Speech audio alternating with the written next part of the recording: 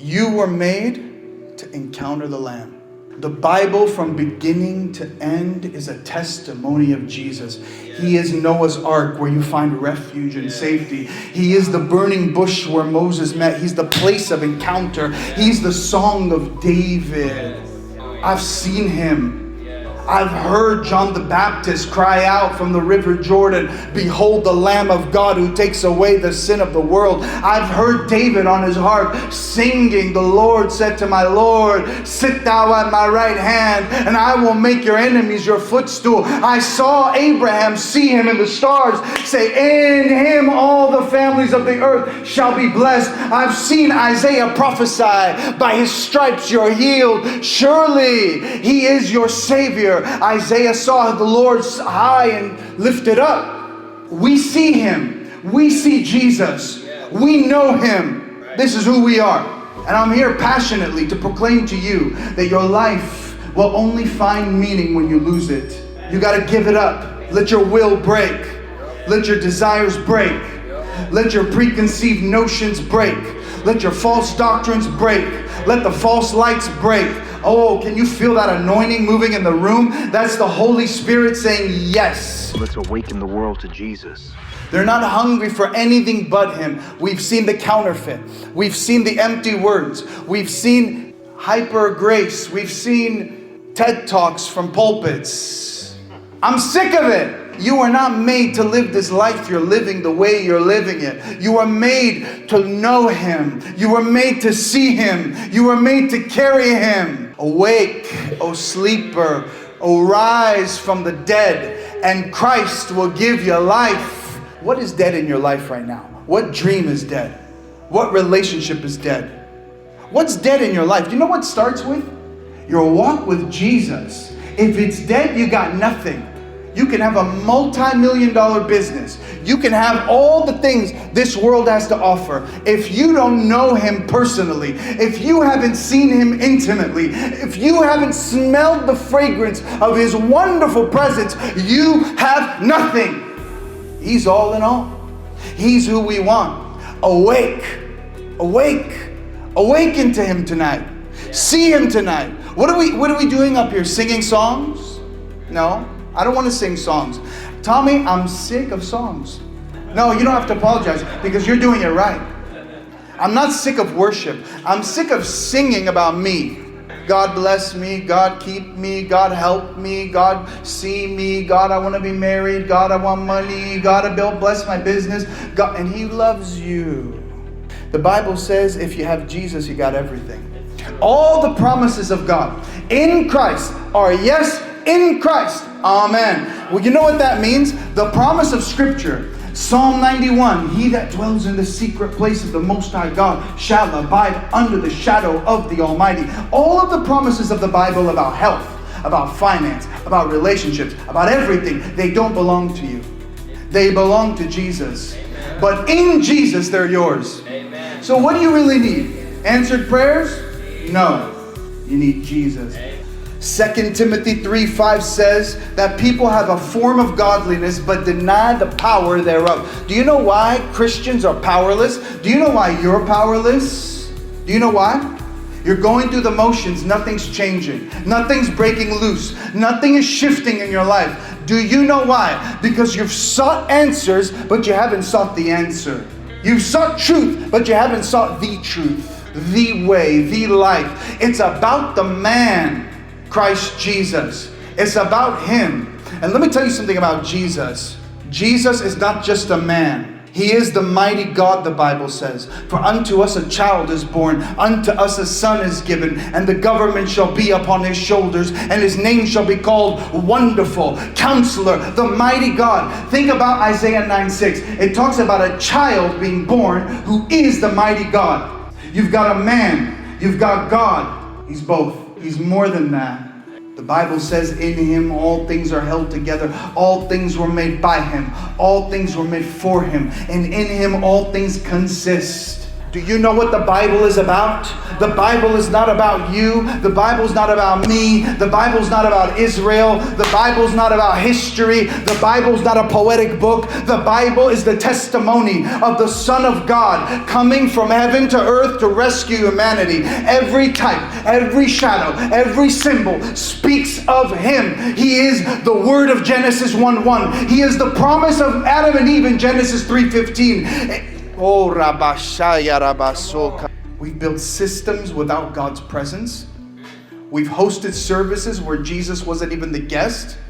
And we wonder why people are walking away from churches. They're not walking away from Jesus. They're walking away from anything that's not Him. I don't want church without Jesus. I don't want Christianity without Jesus. I don't want the Bible without Jesus. I don't want fellowship without Jesus. I don't even want to live without Jesus. Some of you want God the Father. Oh, we love the Father. How about every time the Father appears in the New Testament, what does He say? This is my Son in whom I'm well pleased. Hear Him. Catholics want Mary. But Mary said, my soul magnifies the Lord. My spirit rejoices in God my Savior. Did you know that Mary worshiped Jesus as an embryo in her womb? This is why she's the mother. This is why she's our example.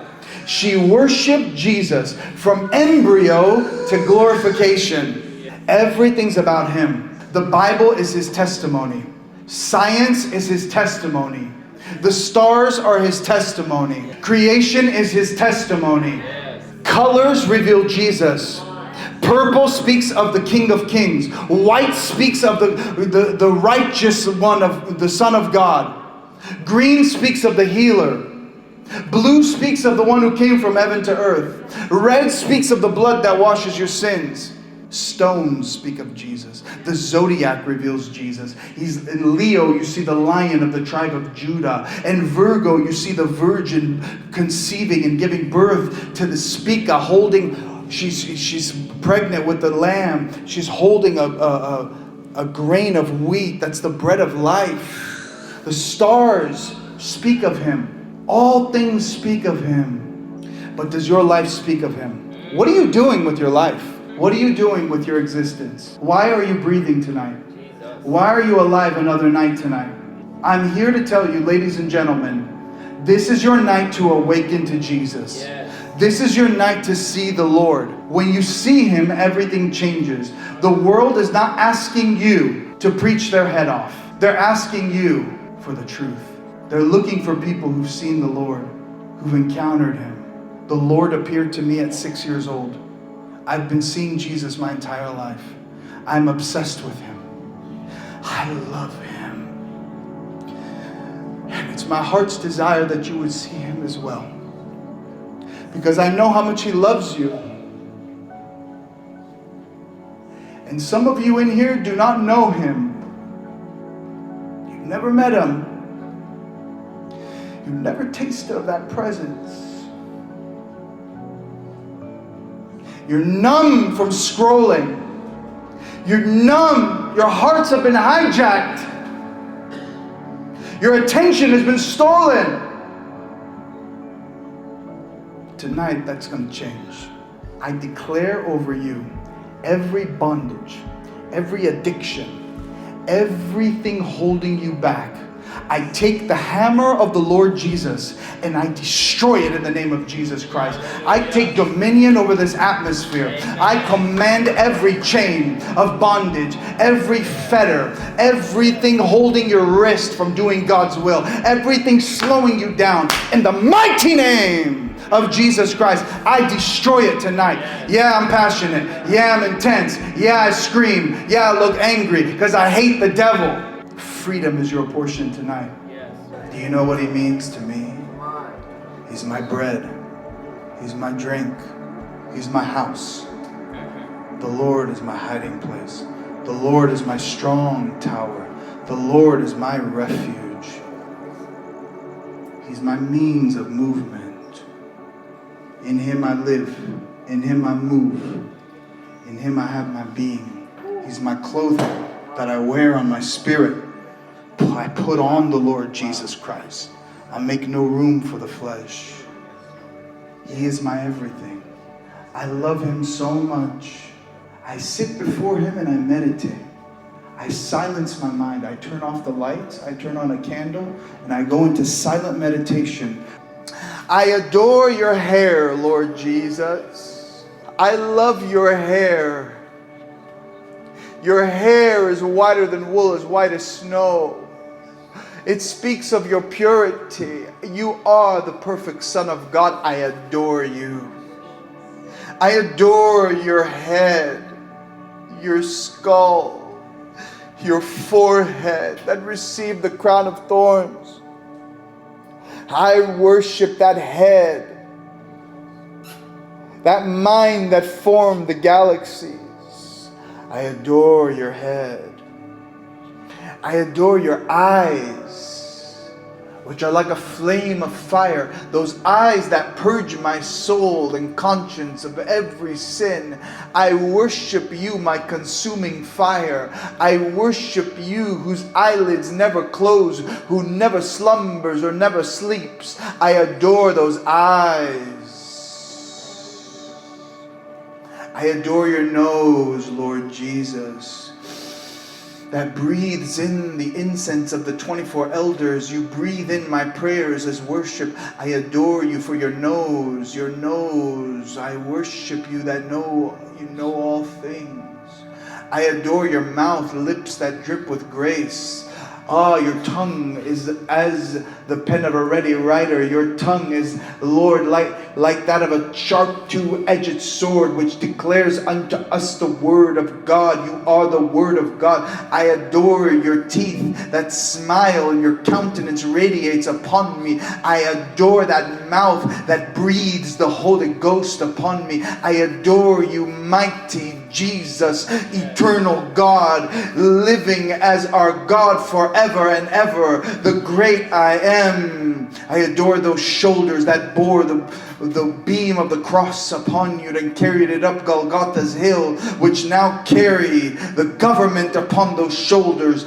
I adore those shoulders, those regal shoulders of the King of Glory that wears upon him an easy yoke, and that glorious mantle of the prophet, and that robe of the king that dwells upon you, that sits on your shoulders. I adore your arms that were stretched out on Calvary's cruel cross.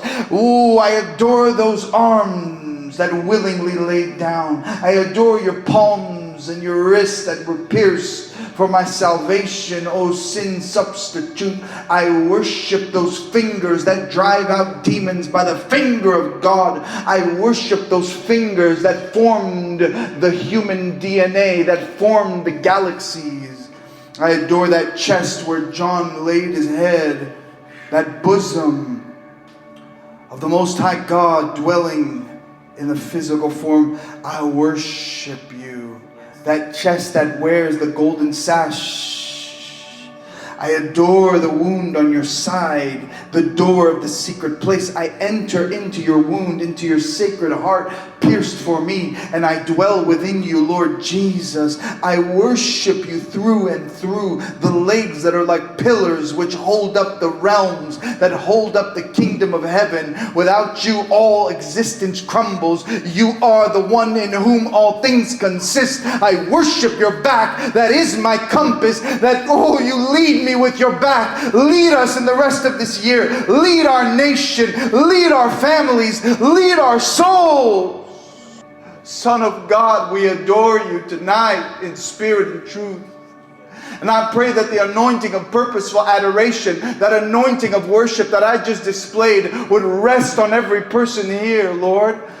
I pray that love would burn in every heart, and every pastor, and every apostle, prophet, evangelist, teacher, and every Christian's heart in America and around the world, that their hearts would burn again. Let's begin with these people in this room, Lord. Let us not leave without this fire of first love. I speak it forth tonight. In the name of Jesus. One thing I ask you, go to our website, subscribe to our newsletter, so that you can stay in touch with what we're doing, okay? Awaken to Jesus. At Awaken to Jesus, our heart beats for one mission: to awaken the world to Jesus. Through teaching courses, events, and books that reveal Christ in every aspect of life, we are touching hearts and transforming lives across the globe. Every gift fuels this vision, creating life-changing content and expanding the message of Jesus to the nations. If this ministry has impacted you, join us in this mission. Your support makes all the difference. Visit awakentojesus.tv or click the link below to give today. Let's awaken the world to Jesus.